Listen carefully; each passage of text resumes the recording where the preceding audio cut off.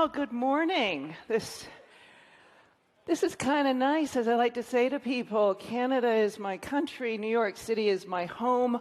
Hopefully, I'm going to be a little Canadian right now. When you want the New Yorker, I'm going to be on the blue stage at 2:20, talking about networks and startups.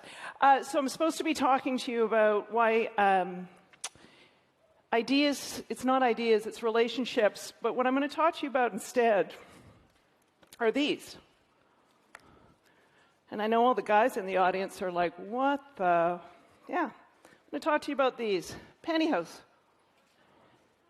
you're probably thinking, what's the relevance of pantyhose? And they really, I think until Meghan married Harry and we all discovered that the Queen insists that the royal family wear nude-colored pantyhose, none of us thought that this thing had, well, we didn't know what it was, but there was a time about 20 years ago which was like standard attire for women.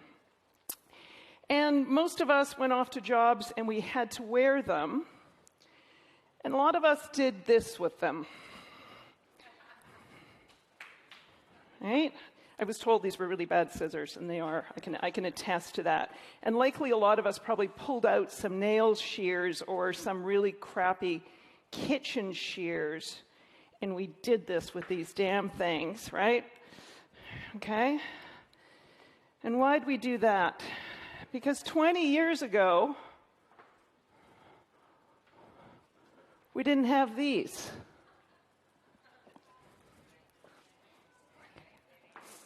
Bingo. And what happened when these came out? We were happy, but every woman I know said, I came up with that idea. No, you didn't. You came up with this. Right? What did Sarah Blakely do? She connected that idea. She said, I can do something about this.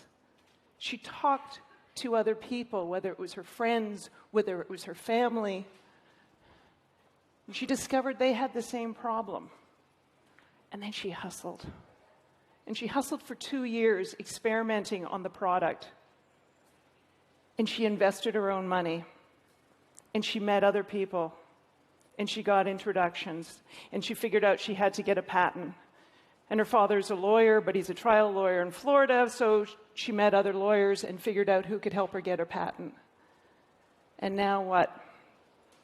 20-some odd years later, she sells $400 million worth of these annually. She is Forbes' youngest female self-made billionaire, and she owns 100% of the company. She could have had a really good idea when she was selling Danka fax machines. Let's see how old everyone in the audience is. Door-to-door fax machine salesperson. She could have kept her little idea every time she went door to door.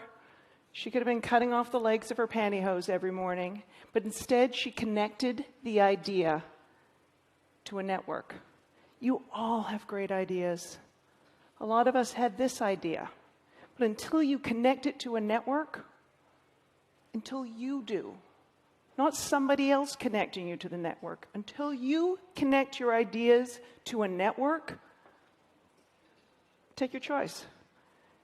You want to be Spanx? You want to be the pantyhose on the floor? Take your pick. That's all I got for you at this time. I'm going to buy 55 seconds for my friends at Startupfest. I told them I'd do it. And I'll see you on the blue stage at 2:20 this afternoon.